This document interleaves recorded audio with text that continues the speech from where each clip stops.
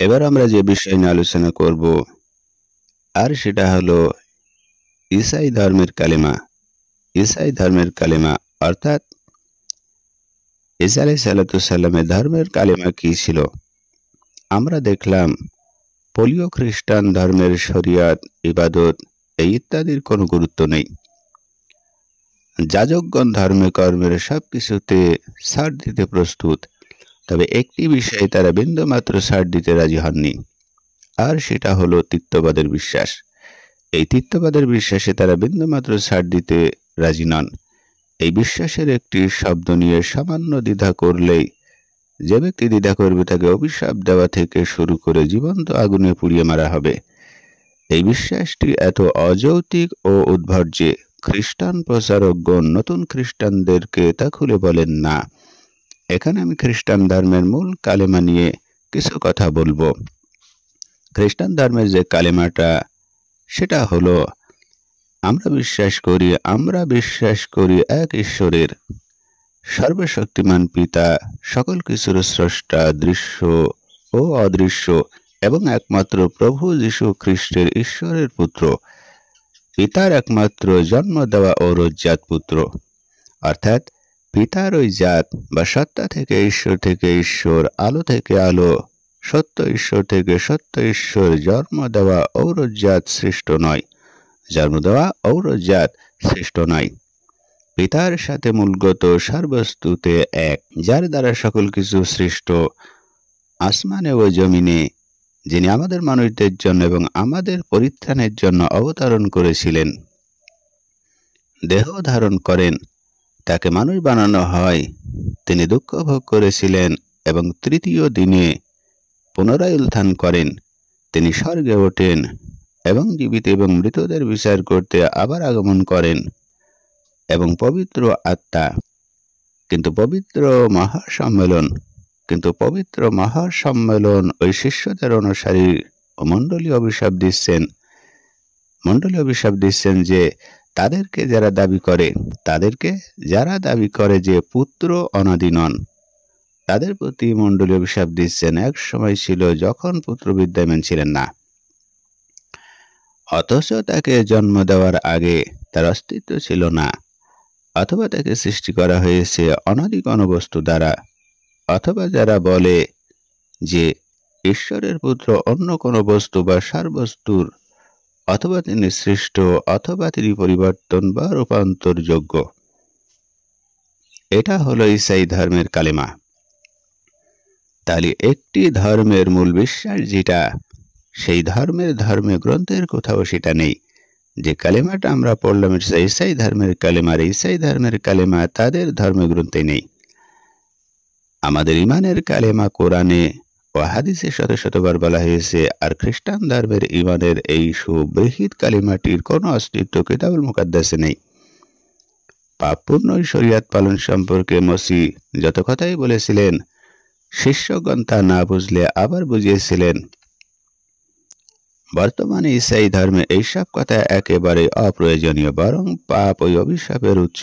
অথচ যে বিশ্বাসের ওপর মুক্তি নির্ভর করেছে তা তিনি বুঝলেন না। এই বিশ্বাসের মূল বিষয় হলো আল্লাহ বা পিতা নন, পুত্র বা যিশু। পিতার প্রতি ঈমানের বিষয়টি কয়েকটি শব্দের শেষ, বাকি সব কথা শুধু পুত্রকে নিয়েই। পুত্রকে জন্ম দেওয়া ও পিতার জাত বা সত্তা থেকেই বলে বিশ্বাস করতেই হবে, না হলে অভিশাপ থেকে শুরু করে আগুনে পর্যন্ত পুড়িয়ে মৃত্যু হবে। ঈসা আলাইহিস সালামকে আল্লাহর পুত্র, তবে জন্ম দেওয়া বা জাত থেকে নয়, বরং মাখলুক পুত্র বলে বিশ্বাস করার কারণে তৃতীয় চতুর্থ শতকের প্রসিদ্ধ খ্রিস্টান ধর্মগুরু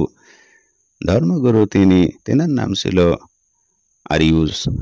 আরিউস এবং তার অনুসারীগণ, তারা কি ভয়ঙ্কর নির্যাতনের শিকার হয়েছিলেন যে আমরা দেখলাম যে এই ঘৃণ্য শিরক শব্দটি প্রচলিত ইঞ্জিল থেকে উচ্ছেদ করা হয়েছে। খ্রিস্টান ধর্মগুরু ওই বাইবেলের বিশেষজ্ঞগণ বাইবেলের প্রাচীন পাণ্ডুলিপিতে এই ঘৃণ্য শব্দটির অস্তিত্ব না পেয়ে তা ফেলে দিতে বাধ্য হয়েছেন। এই শব্দটির উচ্ছেদের সাথে সাথে তিত্ববাদের উচ্ছেদ জরুরি ছিল, কিন্তু ধর্মগুরুগণ তা করেননি, কারণ ইঞ্জিলে কি আছে বা নেই তা তাদের বিবেচ্য নয়। তাদের তিত্ববাদী গুরুগণ কি বলছেন সেটি বড় বিষয় তাদের কাছে।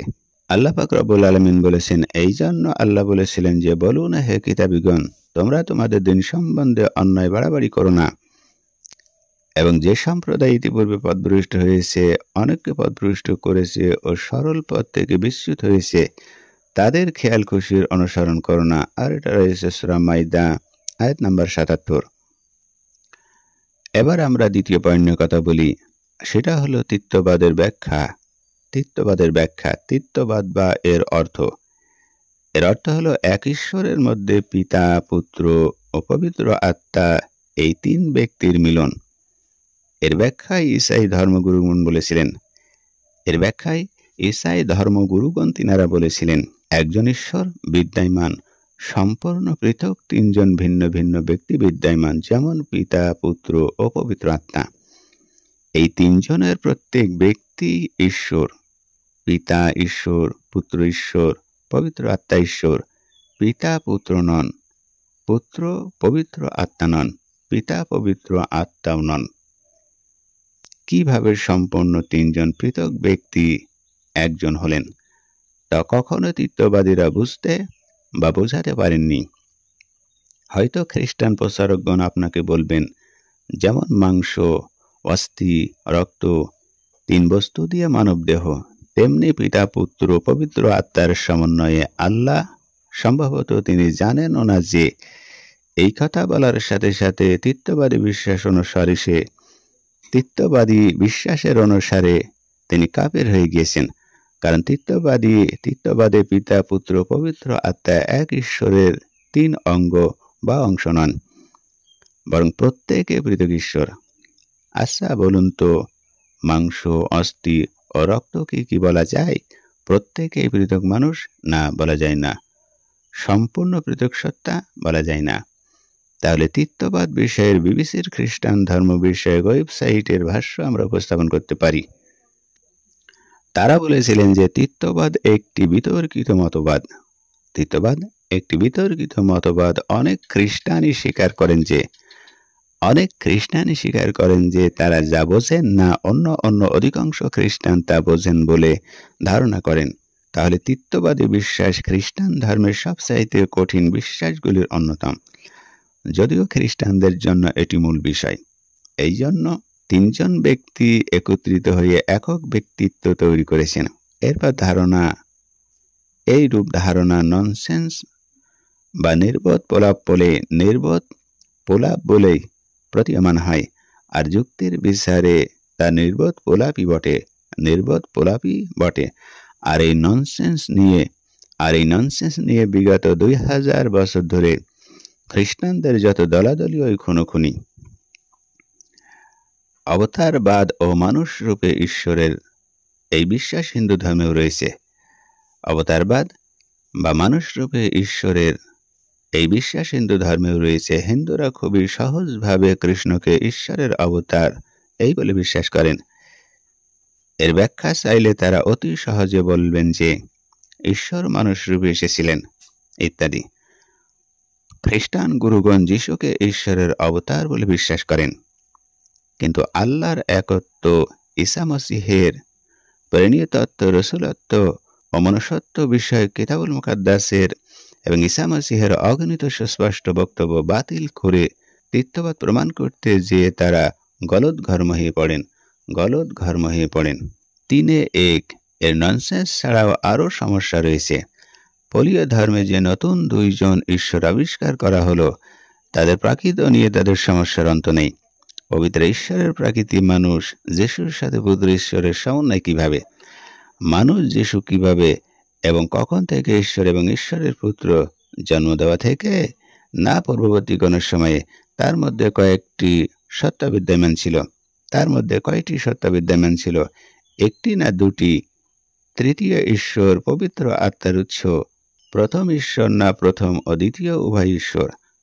তাহলে প্রকৃতপক্ষে কেউ এর ব্যাখ্যা দিতে পারেন না, যার ফলে একজনের ব্যাখ্যার সাথে অন্যজনের ব্যাখ্যা মেলে না। খ্রিস্টান ধর্মের অগণিত দল উপদল ও যুদ্ধ বিগ্রহ মূলত এই বিষয়টিকে কেন্দ্র করে। তাহলে কোনোভাবে এই সকল ননসেন্স কোনোভাবে এই সকল ননসেন্স আকীদা বুঝতে না পেরে তারা এখন বলেন যে তিন ব্যক্তির ঐক্য আল্লাহর কিতাবে বিদ্যমান একটি অযৌক্তিক সত্য। অযৌক্তিক সত্য, সুতরাং বিষয়টি অযৌক্তিক, তবে যেহেতু আল্লাহর কিতাবে বিদ্যমান তাই আমরা বিশ্বাস করি। তাদের এই কথাটি অসত্য। খ্রিস্টানগণ এক বাক্যে স্বীকার করেন যে তৃতীয়বাদের কথা বাইবেলে কোথাও বলা হয়নি। এই শব্দটি কোথাও বলা হয়নি। এই আকীদায় যা বলা হয়, সেই বিষয়ে কিতাবুল মুকাদ্দাসের ইনজিল শরীফে শিষ্যদের পত্রে কোথাও পরিষ্কার কিছু নেই। কাজেই নিজেরাই বলেছিলেন যে এই বিষয়ে কিতাবুল মুকাদ্দাসের স্পষ্ট কিছু নেই। আবার বলেছেন কিতাবে আছে বলে বাধ্য হয়ে বিশ্বাস করি। তারা বলেন এই বিষয়েও কিছু ইঙ্গিত বাইবেলে বিদ্যমান। আমরা আগেই বলেছিলাম যে বুদ্ধিমান নির্বোধ সকল মানুষের জন্য বিশ্বাসের বিষয়টি পরিষ্কার করতেই নবী রাসূলগণ আগমন করেছিলেন। কাজেই যে বিশ্বাসের ওপর মুক্তি নির্ভর করে সেই বিশ্বাস কখনো ইঙ্গিত হতে পারে না। সর্বোপরি কিতাবুল মুকাদ্দাসের সুস্পষ্ট এই ব্যাখ্যাতীত বক্তব্যের বিপরীতে ইঙ্গিত নামের অপব্যাখ্যাকে কিতাবের শিক্ষা বলা যায় না। এবার আমরা তৃতীয় পয়েন্টে কথা বলবো, আর সেটা হলো তৃতীয়বাদের উপকারিতা বলে কি আছে। তৃতীয়বাদের বিশ্বাসে উপকারিতায় কি, এই বিষয়ে বিবিসির খ্রিস্টান ধর্ম বিষয়ক ওয়েবসাইটের একটি ভাষ্য আমরা উপস্থাপন করব। তারা বলেছিলেন ওম্মানুলে কান্টো, একজন ব্যক্তির নাম ছিলেন ওম্মানুলে কান্টো। আর এই ওম্মানুলে কান্টো তিনি বলেন, বাস্তব জীবনের কল্যাণকর সামান্য কোনো কিছুই তৃতীয়বাদী আকীদা থেকে বর্জন করা যায় না। এবং কারেন ক্যালবি বলেন, তিনি একজন ব্যক্তি, তিনি বলেন খুব সহজে বোঝা যায় যে তৃতীয়বাদী আকীদাটি একটি বুদ্ধির গোলকধাঁধা। অধিকাংশ খ্রিস্টানদের বাস্তব জীবনে এর কোনো কার্যকারিতা নেই। এটা বলেন একেবারে বর্তমান সময় পর্যন্ত অনেক খ্রিস্টান ধর্মতত্ত্ববিদ বিশ্বাস করেন যে তৃতীয়বাদী আকীদা একেবারেই অন্তঃসারশূন্য। আর খ্রিস্টান চার্চগুরু এই বিশ্বাসের বিষয়বস্তুগুলির বিষয়ে একমত নয়। এরপরেও এই আকীদাটি খ্রিস্টান ধর্মের মূল বিষয়। তাহলে আজকের আমরা যে তিনটি পয়েন্ট নিয়ে কথা বললাম, সেই তিনটি পয়েন্ট হলো, 1 নম্বর হলো ঈসাই ধর্মের কালেমা, 2 নম্বর হলো তৃতীয়বাদের ব্যাখ্যা, 3 নম্বর হলো তৃতীয়বাদের উপকারিতা। আমরা তিনটি বিষয় নিয়ে কথা বললাম ইনশাআল্লাহ।